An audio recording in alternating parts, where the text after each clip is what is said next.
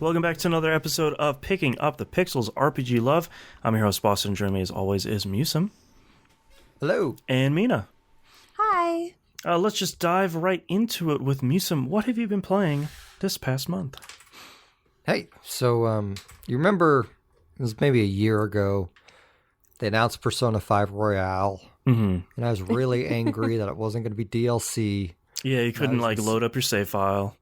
Yeah. Can't load up the save files. Like, they're going to come out with another collector's edition that they're going to ask us to pay for. That's just going to cost just as much as the original game. Uh-huh. And I threw a big fit. Yeah. So I bought 2 copies of that collector's edition. Oh, did you? So I have to keep one sealed and sell it for way too much here in 5 years. Right. It's an investment plan. Right. Yes.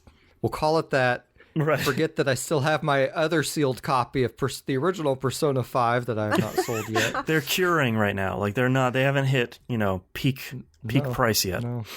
I have to wait for the codes that come with them to stop working before I sell it. There you go. I hear that's good for its value. Yeah, so I picked that up.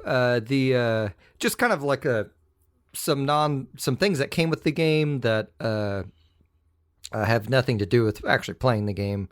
Mine came with a dynamic wallpaper for my PlayStation 4 theme.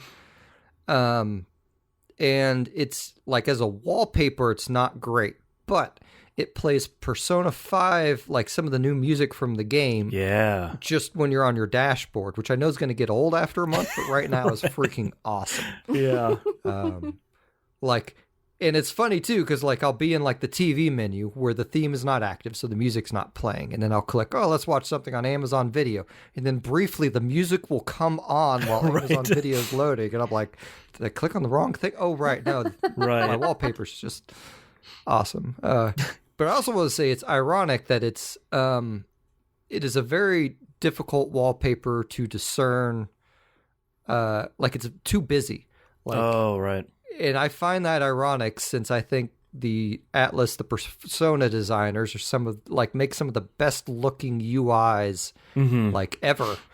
And they can't turn out a really cool, good level. Right, like a really clean theme. Yeah. Why do you have to have 50 things on it that make it really hard for me to discern the icons? Or can't you make the icons like these cool pop-out things like you do the menus in-game? Anyway. Right. Enough of wasting everyone's time about that. I'm not super far into Persona 5 yet. I'm reading all the dialogue. I know I should probably just be hitting the skip button. I'm really just skipping some of the tutorials that I already know. But they changed a lot more of this game than I thought they would. I'm finding that out as I'm reading some reviews where there are significantly fundamental changes to Persona 5 Royal that I kind of wasn't expecting. Yeah. So like one of them is, when you're in the dungeon, you have I can't remember what the social network button used to do in the dungeon. But basically they've reassigned it so that you press, I think it's the square button, and it pops up a menu, and that menu has a list of your quick actions where you can heal the whole party, which they originally had, but that was just a button you pressed. They have a thief tool button in there. There's 4 or 5 things, and that's they have stuff like that through the whole game. So right now in the menu, after school, you press it to see if you press the social button to see what everyone else did on that day. Instead, it brings up a menu where you can select network and it'll give you that information. You can select confidant, and it just gives you a text list of the confidants that are available that day. And if you click on one, it'll give you the option to immediately go to them. Great. Okay. That's really nice. It's a lot of little quality of life things. Well, Morgana doesn't bother you to go to bed anymore. There's stuff. I know. It's I have not. It's one of the biggest. There's. I think 2 of the biggest changes are, one, Morgana lets you do stuff at night. So you can build up skills and you can go visit some people at night. Without having to do. What was the one social link? The teacher one. And the other one is the grappling hook in dungeons. I don't know if you've unlocked that yet, Musun. I have not unlocked it. Okay. They kind of, so in that first tutorial you do at the beginning of the game where you're in the casino, they have a moment where you're running through that hallway where you can look through the mirror and see guys running through a different hallway. They basically crammed a thing in where you grapple hook something in the ceiling and it takes you to a new room. Yeah. And you go through that tutorial and then go back down and then you go through the rest of the normal tutorial. Yeah, how I understand it works is basically you pick a point in the dungeon at like a ledge or something in your vicinity in the dungeon, and the grappling hook just brings you there. So like in Kamoshida's dungeon, if you don't want to go through like that one chapel area, you can just kind of hop down and grappling hook all the way across to the other side, just get up on the ledge and leave. So that's a pretty significant change. That is literally where I just got to in the game. Okay. And I don't have the grappling hook, so. Oh, interesting. Okay. Another note is, like, I've read that Morgana doesn't bug you to go to bed either. That has not been my experience so far. Granted. He's been telling you to go to bed? Yes. Well, it's still the tutorial. I feel like the tutorial in Persona 5 doesn't end until after Kamoshida's dungeon. Like, that's a whole... I feel like the first couple hours are all tutorial. I do like that the... so this was something I was a little bit worried about, because I was starting to explore the... they finally turned me loose enough to where I could decide when I want to go to the dungeon or not. And I hadn't gotten access to the Velvet Room yet. And I'm like, what is happening? Right, like, and what am I go doing? there. Yeah. And it turns out I just needed to go to the dungeon, and they gave me access to it. But they immediately give me access to the book. Oh, okay. They didn't even announce it. It was just a thing. It forced me to do... Excuse me. It forced me to do a fusion, which I was unhappy about, because like I hadn't spent any time recruiting things, so I immediately lost 2 of my 3 personas. Oh, right. And then I'm like, well, maybe they already gave me the book. Oh, they did. I don't have to wait till X point in the game for that to happen. And That's cool. I don't remember Persona 5 well enough mechanically, I think, to know whether that original game did that or not. But Persona 3 and 4 definitely withheld the book. Yeah, for a while, yeah. Well, and there's I know they made some changes to Mementos. There's a new vendor in there because you gather some new materials in there, and I've heard they changed the song in Mementos, which is really good. Because that song, I got real sick of that song. Honestly, half of the music I've heard in the game so far is new. Like, that's great. The battle music through Kamoshida's dungeon is not the old battle music. Oh, okay. There's so many like little weird tweaks and interjections. Like they redid all the test questions that you could receive at school each day. Gotcha. I'm going blank. The guns now, ammo replenishes after a battle. Oh, cool. So there's no reason not to just constantly use them. Right. There is a new ending. I'm not sure if you heard that. I know there's a third semester, so I don't like what constitutes a new ending. There's like a new like proper ending at the very very end of the game. I would look. I don't want to spoil it here, but I looked it up what the requirements are, and it's basically you have to get this person's confidant rank to this rank before this date.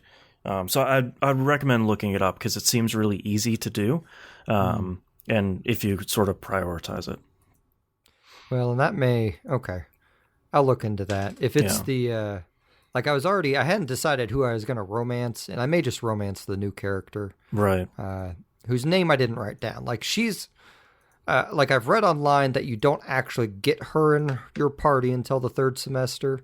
Right. But she has shown up several times already. Like you run into her not too long after the initial casino thing. No, you actually run in. Well, yeah, I guess I'll stop there. But you run into her a few times at the point I'm at. Like I don't want to ruin anyone's experience. If I remember correctly, you don't get the 3rd semester if you don't level her confidant rank to a certain rank before that story stuff happens. So it seems like it's in the player's best interest to kind of focus on that in general. Because from one of the reviews I was reading, I think it was on RPG Gamer, they say like, hey, if you don't, it's not max rank, but if you don't get this confidant, I keep trying to call them social links. If you don't get this social link to a certain rank before a certain date, it just kind of fast forwards through that semester like vanilla Persona 5, which I thought was sort of interesting. So I did read up what, like, mechanically what it takes to romance her, in that you have to get her to rank 5 by that date, but you also have to get the school counselor to a certain rank as well. Oh, yeah, because there's a new teacher. That's right. Right. Yeah. I'm trying to think of what else they... Like, for the most part, like, it's still Persona 5. Like, yeah.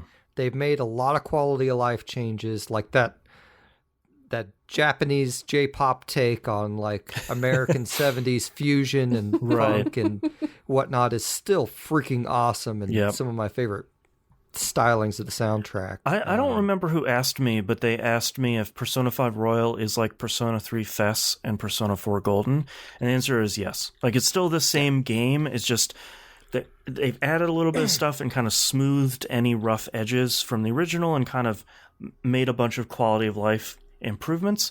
But it seems like it's... Persona 4 Golden wasn't hugely different from the original Persona 4, not like Persona 3 FES was. Mina in chat says, talking about this made me buy it just now. Hey! I didn't want to interrupt. We've sold it. But yeah, if you liked Persona 5, I think the shorthand is, if you like Persona 5 and you want to play it again, this is probably the one you want to play. And if you haven't played Persona 5 before and you were waiting to play it, then play Royal instead. Yeah.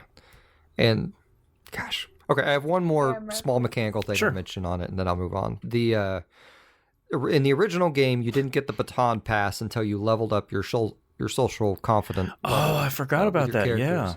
Yeah. So now, like, as when you start freely being allowed to go to Kamoshida's dungeon, like, the first time you go, they send you through a bunch of tutorial stuff, and that is one of them. They say, hey, guess what? You get baton pass.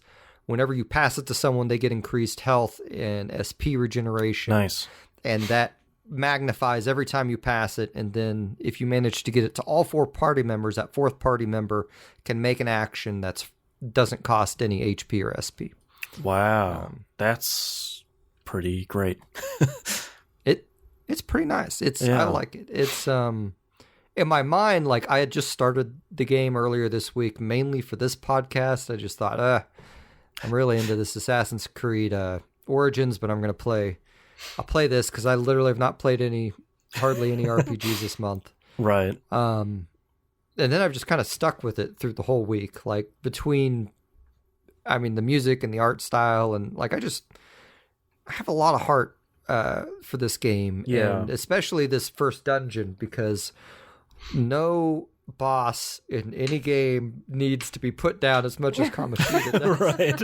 Especially his, like, demon form with the tongue. Like, it's so gross. Ugh. Oh, it's the worst.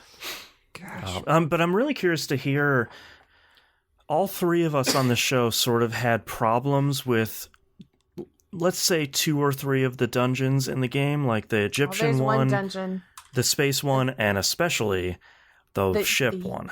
That is the worst. One was easily the worst of the whole bunch. I could find pieces of the other ones that I was like, well, I didn't love it, but it wasn't as rough. Just and I'm very curious. The game and now. I'm surprised that no one has really talked about, in reviews and previews and stuff, haven't really talked about that dungeon specifically. I'm really curious to see, 1, if anything in there has gotten changed, but 2, if any of the improvements, like the grappling hook and the additional stuff they've added, whether or not that makes that dungeon less of a hellish slog.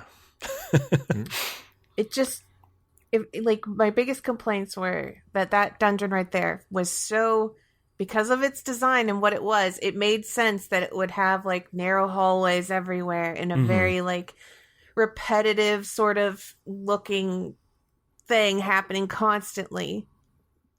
but hear me out. That's horrible to play through. Yeah, well, and like you're playing through it twice because you're playing through it as Joker and then as a mouse. So like you're doing so much of this stuff twice. It's so bad. I don't want to do that dungeon again. Like, just thinking about it, I was just like, I forgot about the mouse. Gosh. Yeah, like the normal dungeon by itself would be fine, but like you're flopping back and forth as this mouse, and it's just the worst. I try to be positive about so much stuff, and that dungeon is the worst. Yeah. I don't know. I don't know if I'll make it to that dungeon, honestly. But yeah. Because again, like this is whatever I'm doing right now is just to tide me over until FF7 releases, and then Important question: difficulty. What are the difficulty settings from the beginning? Oh yeah. I need to they know. give you, I believe, 4 of them, where they have one that basically says you don't want any challenge from combat, and you can't change it if you select it. Then they have easy, normal, and whatever the hard one is. Okay. I don't think it starts you out with. Maybe it did have super hard difficulty from the start. Because the easiest one is usually called safety, right? Yeah, something like that. What's the highest one called? Risky? It's been risky. Right. I think it's been risky in the Persona Q games, but I don't know if they also kept that into the proper ones. It's funny because when that screen hit, I thought Mina's going to play this on hard. Mina's going to ask me about this. And then just immediately forgot all about it. Yeah. I'll play it on the hardest difficulty. Don't you worry. You got that base covered. Yeah. Oh man, it's I'll tell you, like the enemies, I feel like notice me more often in this version too than they did in the original. They were a little dumb in the original one. Yeah. Interesting. But anywho, did I cover? Yes, I did. Okay, sorry. I also played a tiny bit of Grim Dawn. This is that Diablo-like that's PC only at the moment. Yeah. Kind of takes place in a, I don't know, 1600, 1700-ish era fantastical thing. Mm-hmm. So my character's like basically a Diablo necromancer, because in that game you dual class. So I've chosen the whatever their necromancer thing is called, and the occultist, which is like a black mage that gets some summons too.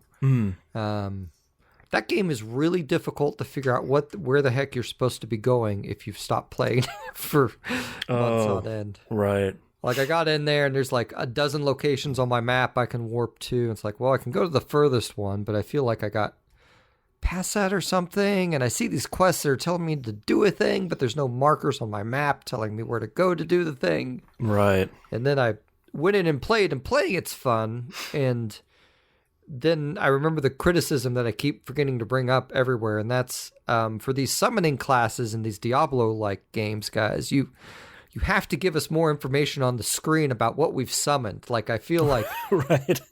I feel like Torchlight, Diablo, and Grim Dawn all suffer from a lack of communication. Like, Grim Dawn will tell me, oh, this is how many skeletons I have summoned. It does not tell me if my weird atrocity thing that I summoned is still alive or not. It does not tell me if the bat I summoned or the wolf I've summoned are still alive. Like, it doesn't give those icons. It just gives them to the skeletons, which is frustrating. That's weird. Yeah. Yeah. I don't like it. Yeah. Because that's my job, is to resummon them while they kill things. Right. Like, yeah, show my whole party, man. Yeah. And it also took me a bit to figure out the controls again, because it has, like I had one toolbar set up for actual combat and the other toolbar set up for summoning. Mm-hmm. Since it's a bit of a juggler, and like the bosses in that game are actually difficult. Like I think I died twice while playing it last time, which is, I almost never die in Diablo-like games, because they aren't usually all that, like, yeah, they aren't usually that hard. I'll just say that. If I die on the internet from it. Anyway, that was just like a day or two session of me enjoying that, though. And lastly, I'll go ahead and talk real briefly. probably the game that I play most of the time, all the time, is the phone game Marvel Strike Force, which I've abstained from talking about on here, but it's been a few months. Mm-hmm. And right now, honestly, they're running an event that I like a lot, which is they have, like, they've been doing these milestone things where you do X, Y, and Z, and it gives you milestone points. It gives you rewards, right? And the rewards have gotten a lot better. And this time is their year celebration, I think, or something, or 2-year active birthday or something. And the rewards are really good. And the way you earn points for this milestone is by opening orbs that also have really good rewards. Nice. So you get X amount of points per orbs that you open, and you get points for opening the orbs by doing battles. Okay. Like, it's a really good feedback system because it takes a bunch of like modes that I'm tired of playing, like Blitz, for instance. Right. And gives me incentive to keep doing them because I get these freaking awesome orbs and that have awesome milestone rewards on top of it. So it's when you get rewarded for appealing. just playing the game, as opposed to like, I just have to grind on this one brand new event for 2 weeks. Yawn. Yeah, that's nice. I mean, they still have all that other stuff. It's still a very time-consuming, grindy game. But it's I really enjoy it, and I like how they've been kind of reinventing some of the classes. Like they finally made Red Skull a playable character that you could recruit. Yeah, there we go. And his thing, he does like extreme revives on Hydra minions. So it's just like every turn he's bringing back like 1 to 2 Hydra minions, which is a nightmare to fight, but also means that even him at like a really low point, like makes him fairly deadly if he has decent Hydra party in there. I see. Right. Interesting. I mean, it also helps that our alliance is that Moonpier runs Next Wave Agents of Hate, which is a comic book series, right? Right. And we even have like a feeder alliance at this point too, called Next Wave Interns of Hate. I had not heard that. That's really great. It was, I don't know, it's a good system. Like, we've gotten someone from, like, our feeder alliance is very, like, relaxed and low-key, and they probably have room if anyone ever wants to try the game and join. But our main alliance is always full, and we're pretty high points, so if you're just starting the game, it'll be a while before you get in there. Yeah, you gotta stay committed.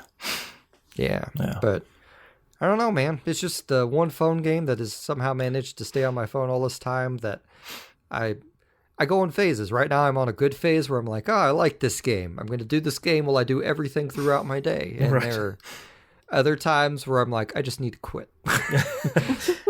Well, you mentioning this game reminded me that I have picked up a new phone game too. So I now have another game to talk about. Yeah. Nice. Well, that is like...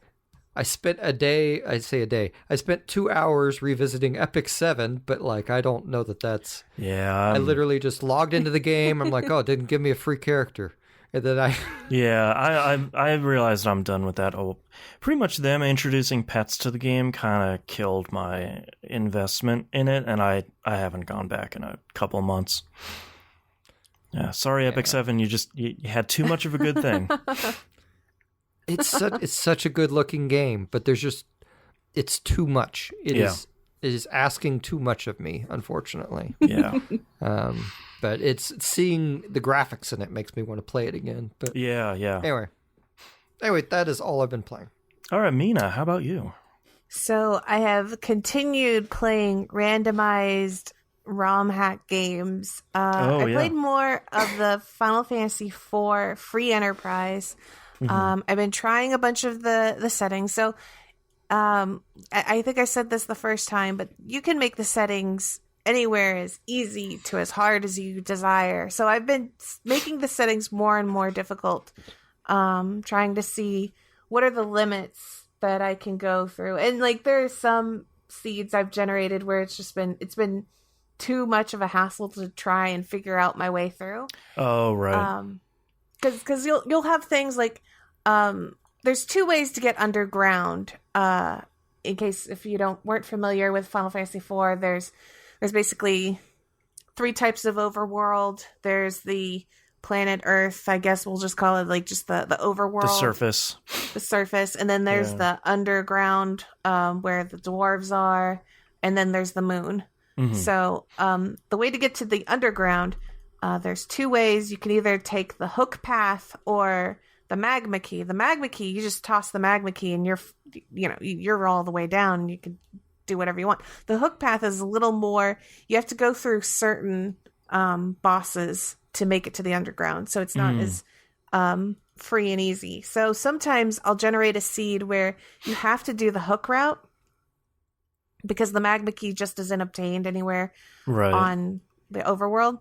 And then in those situations, sometimes the bosses that are blocking the underground can be so painful to go through that it's just not... because everything's randomized. So, like, for example, the one spot, King and Queen Eblin, I'm sure if you've played Final Fantasy IV, you remember Edge's parents who are basically a nothing fight. It's a nothing fight, normally. But when the bosses are randomized, suddenly this nothing fight is now super fast, hits super hard. Oh, no. It is just like incredibly deadly. So if you have certain bosses in that spot becomes just like a nightmare. So then you throw in like the wrench of basically like I made it so that way you couldn't recruit duplicate characters. So if you happen to find the same character multiple times in the randomizer, you couldn't recruit them. So you had to stick with the same characters.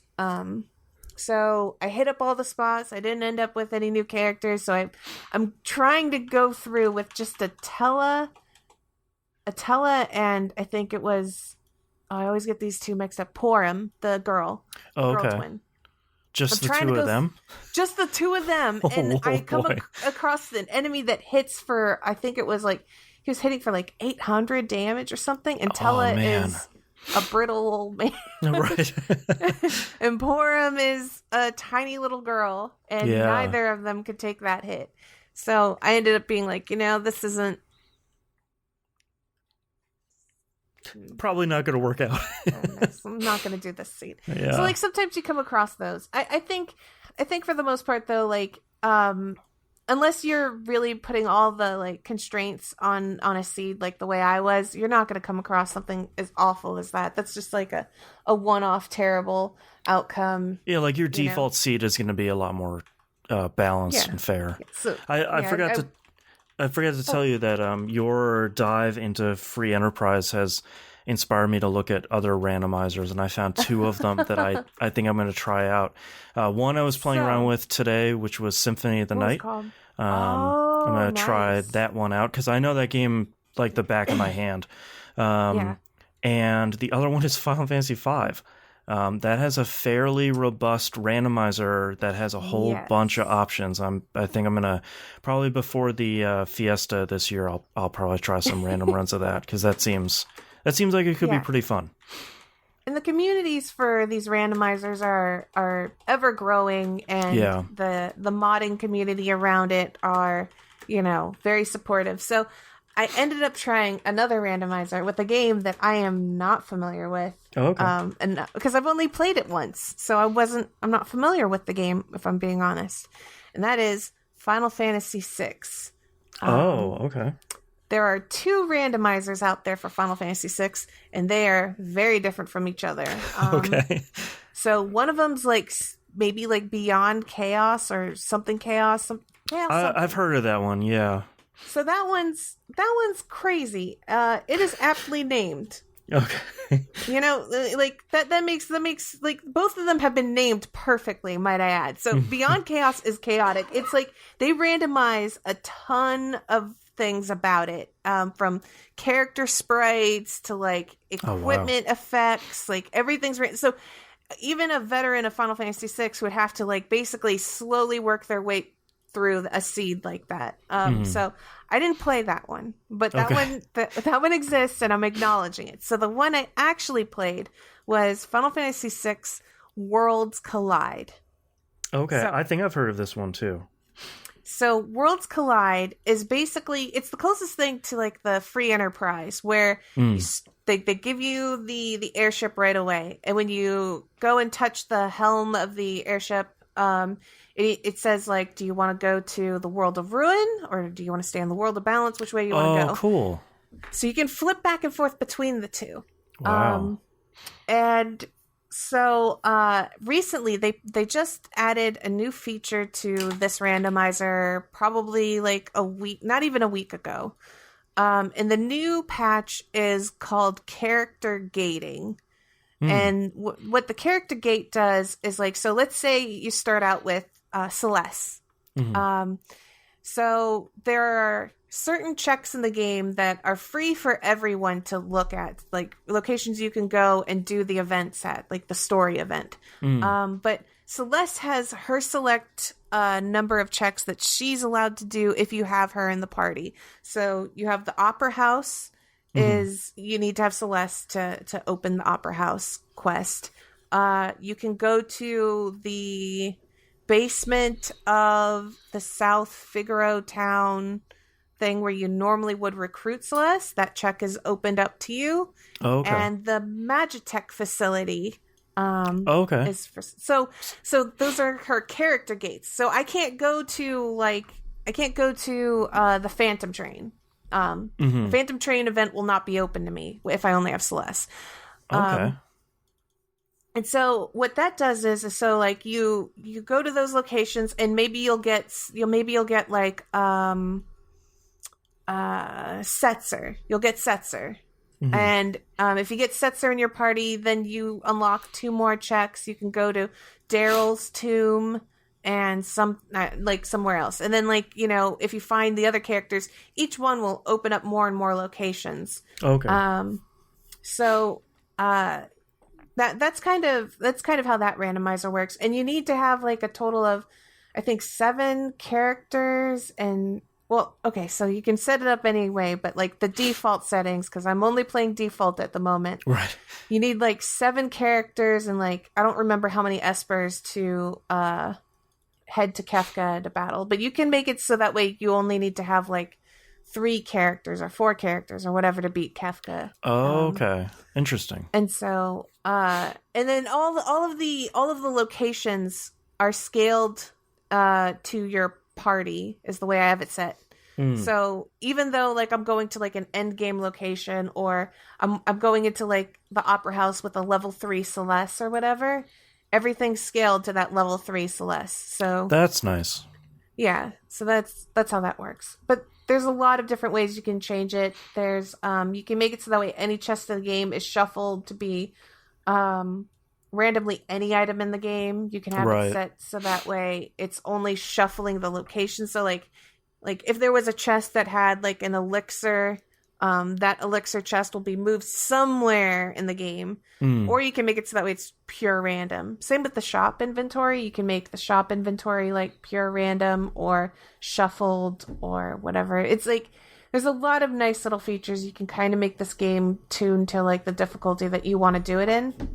So I'm having fun doing that. I like it. It's the closest one to free Enterprise. If you want more of like the follow the story route, like you actually play the game as the game would intend, that Beyond Chaos one is definitely more for that speed where you can make things really crazy. Like you can have like a Yuna sprite walking around and like, yeah.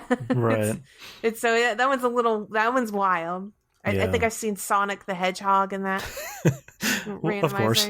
Yeah. So like there's crazy ones. So outside of the randomizers, I played more Rune Factory 4, but I'm not going to drag this podcast down with more of that. Listen to the last episode. Right. But I've almost hit the story beat where I go into Act 2 of the game. I'm almost finished with Act 1. There are 3 distinct acts to the game in terms of story. You know, and outside of that, I've only been playing really just non-RPGs and I have nothing I can say about any of those. It's been a real non-RPG month for all three of us, I think. I mean, it's been a little crazy, so I just kind of played whatever was relaxing and tried to get through it because I've been getting over a little bit of a sickness. I don't know if I still sound like it, but it's just been, I just wanted to relax. Yeah. But what about you, Boston? I've been keeping up with Division 2 and Destiny 2. Both have a new season out right now. Destiny 2's 10th season is out right now. To the community's frustration, it is largely the same as the last couple of seasons. I do not mind. I have a lot of fun playing Destiny 2, and we have weekly Dadstiny, where the Hannah and Bilsiford and I play Destiny 2 on every Thursday night. So at the very least, I play it once a week, and we play for 2 or 3 hours, and we bang out some stuff, and we shoot the poops and have fun. The other side of the spectrum, Division 2's first season just launched. So they're going... There's not a lot to talk about here because they're basically following the same formula that all of these season passes / battle passes have. There's a free track, there's a premium track, there's 100 ranks. You level up and you get a bunch of unlocks as you go through the ranks. If you bought the new expansion Warlords of New York, you get the first season for free. So if anyone has done that and you haven't redeemed the season yet, it is retroactive. Go in there and start the season. Destiny 2's season rewards are largely not super fantastic. Division 2's season rewards so far seem pretty good. They're giving you rare items and armor. They're giving you a bunch of equipment keys, and it seems like they're giving you a whole bunch of really great stuff. So 2 thumbs up for them. Both of those games are largely the same as they've ever been, but that's okay by me because I have a lot of fun playing both of those. Mina was just mentioning that you've been playing a lot of really relaxing stuff. I've been playing a lot of Stardew Valley. TVGP's Game Club last month was Stardew Valley, and that has really caused a problem with me because Stardew Valley is very relaxing, and that's pretty much what I need right now. So I've been playing a lot of that. But the last game I've been playing, I just started checking this out, and Musim mentioning Strike Force reminded me. I started War of the Visions Final Fantasy Brave Exvius. This came out a week and a half, 2 weeks ago, something like that. I liked Final Fantasy Brave Exvius. We talked about it on the show for a good long time here, and I think all of us kind of fell off of it at the same time. Not that it's bad. I would still recommend it. But the selling point for War of the Visions was, what if we just make Final Fantasy Tactics? And they did. Like, pretty much just kind of photocopied Final Fantasy Tactics and set it a couple hundred years before Brave Exvius and put that bad boy out. It has the same classes as Tactics. It has the same battle grid. It has the same charging of skills, the same everything. It is 100% Final Fantasy Tactics. And I don't think I'm going to keep playing it because of the currency. So, I'm glad you brought that up because I am a big proponent of anytime a mobile game really wants you to pay money. They can no good. Take that and go. Okay. Yeah, kick rocks. Yeah. You should like in my own humble opinion, I believe that if you put money into a game, it should be because you actually want to. Right. Not because the game says pay me money now to have fun. Right. That is unacceptable to me. And that game wants you to pay money. The frustration that I ran into was I was enjoying it. I was going through the tutorials. I was, it's the launch event, and there's been 1 million downloads already. So they've been pumping you full of currency and units and pulls and stuff like that. So I've been having a lot of fun, setting up a number one. The menu is a mess. there's like 15 icons as soon as you start the game, and it is genuinely very confusing. The part that really bothered me, however, is the 1 million downloads thing happened, and they're like, hey, we have a new banner to pull on, and if you pull it's like only a 10 pull. If you pull it, you're guaranteed to get a ultra rare unit. So like most of these games, there's like common, uncommon, rare, whatever, and like the highest is SR, like super rare or super rare. This one has mega rare, and then above that ultra rare. So that to start off with was already fairly concerning. It's like we don't need more. We don't need MRs or URs like that. That's we've had enough ranks already. I went to go do the 10 pull on the new banner because it said, hey, it's 1,000 or 2,000.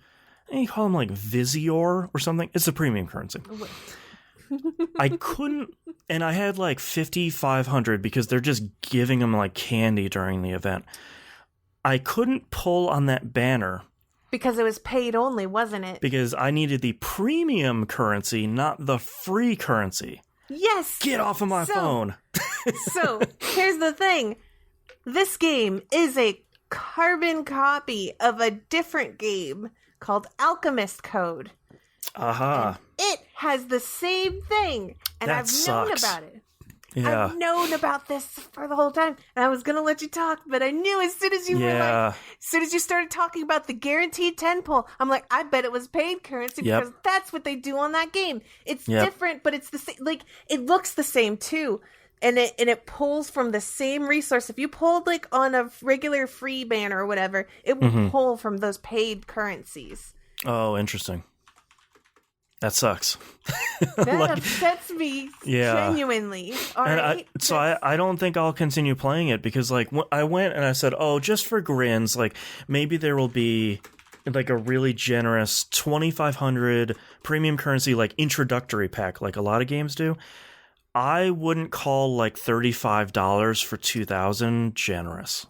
So no.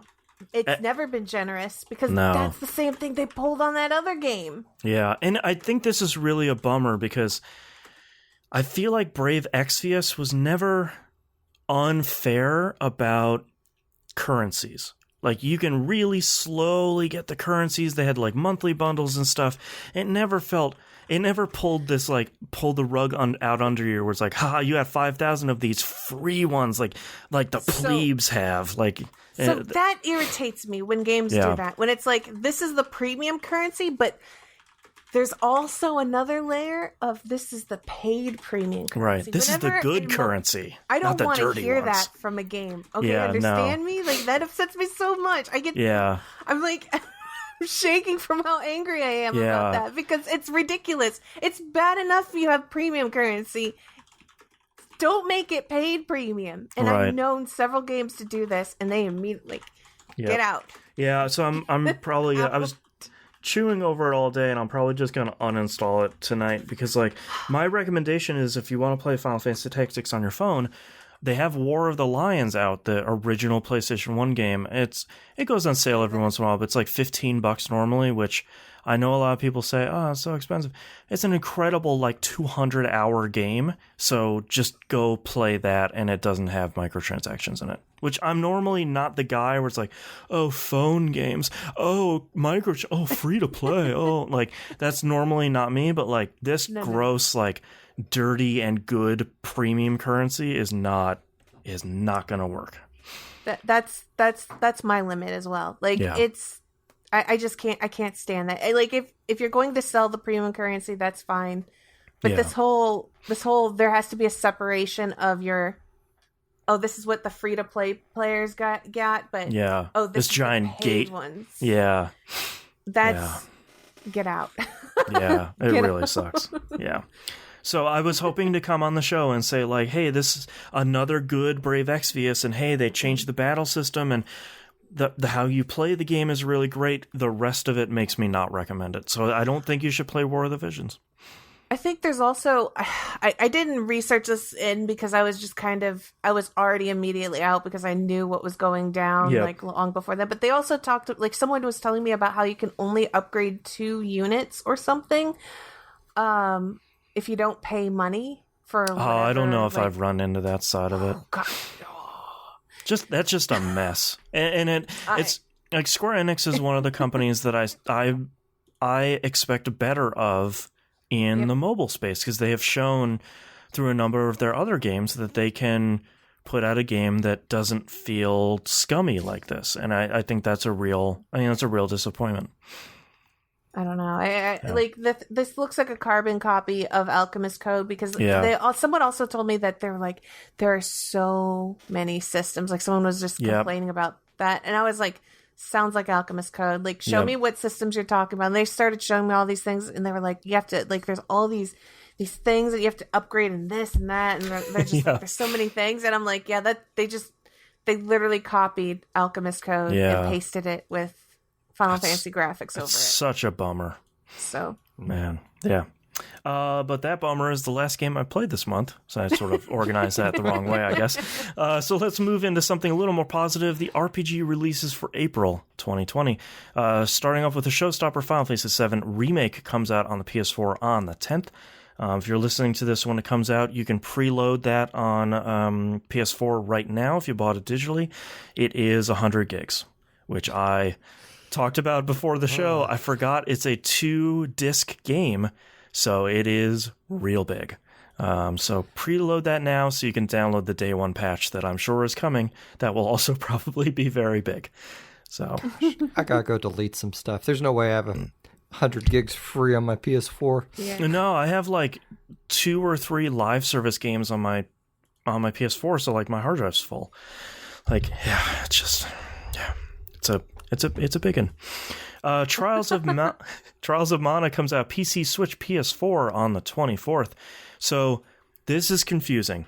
This isn't the game they already put out in the Mana collection. That was the Super NES version. This is the 3D HD remake they've made of that game. So that's what's coming out here. It looks pretty good. They seem to have gotten a pretty cool 3D style for that original game, and I'm hoping this turns out pretty well, because I've never played any of the Mana games, but I could definitely dive into Trials. This one looks pretty cool. Next up, Gears Tactics comes out on PC and Xbox One on the 28th. As far as I can tell, this is it very much is XCOM, but I think it does seem like there is some leveling up and some unit management and stuff. This is in the Gears of War franchise, so if that is a thing that does not interest you, Gears Tactics probably will not, but it does land day and date on Xbox Game Pass on PC and Xbox One on the 20th. So if you have those, you'll get it for quote-unquote free, because people get upset when I say you get it for free. Like, I don't understand how that works.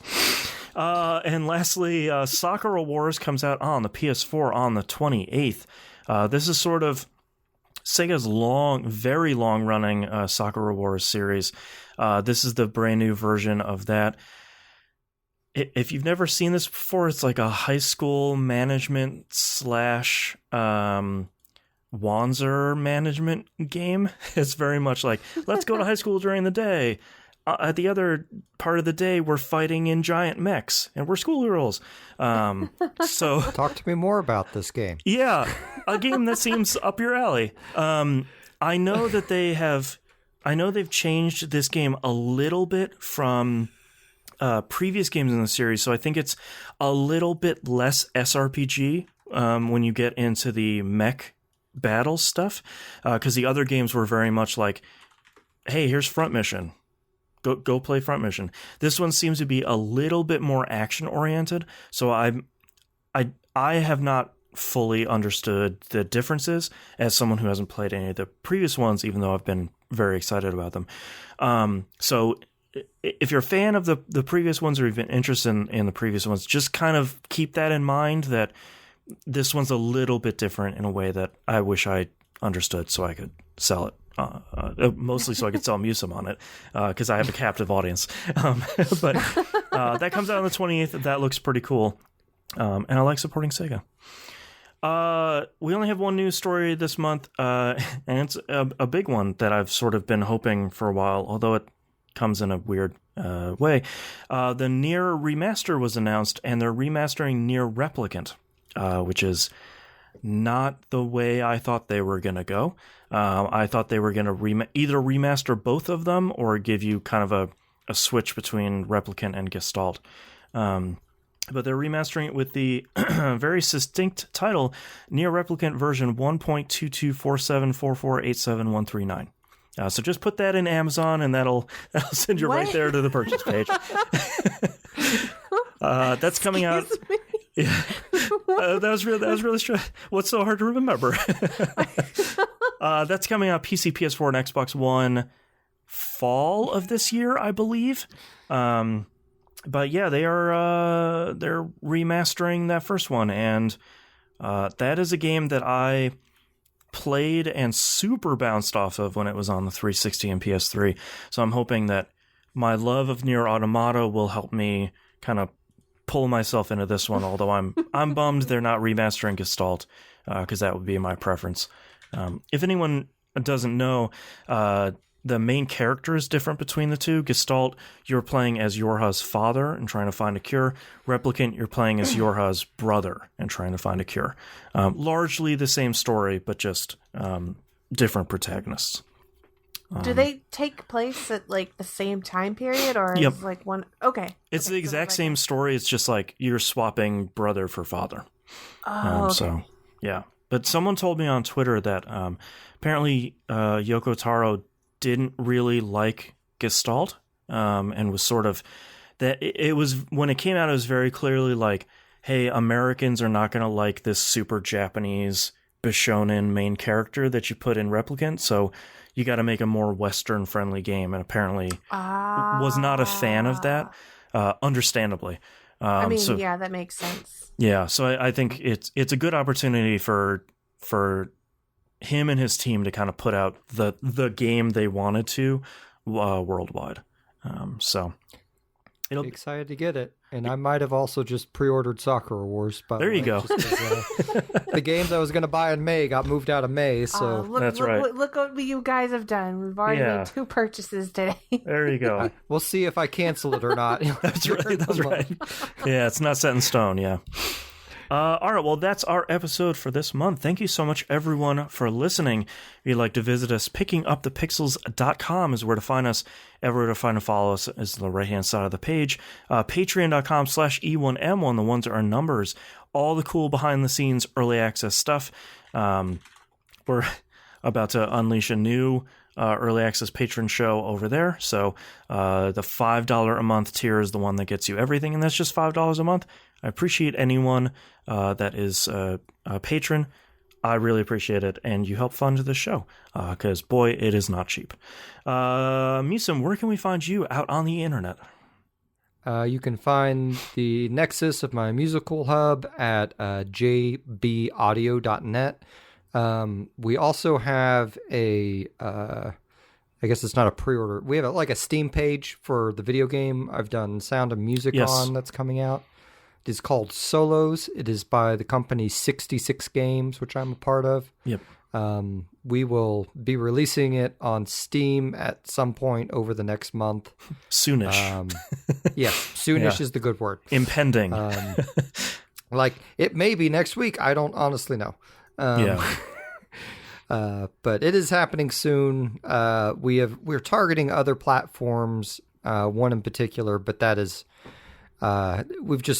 it's just taken forever, so I think we're just going to release it on Steam first. But yeah, if you can, for anyone that doesn't know how Steam works, if you can go find Solos, or if you're listening to this recently, you can go find a link in both the promotions channel on the TVGP Discord and Musum's Twitter account.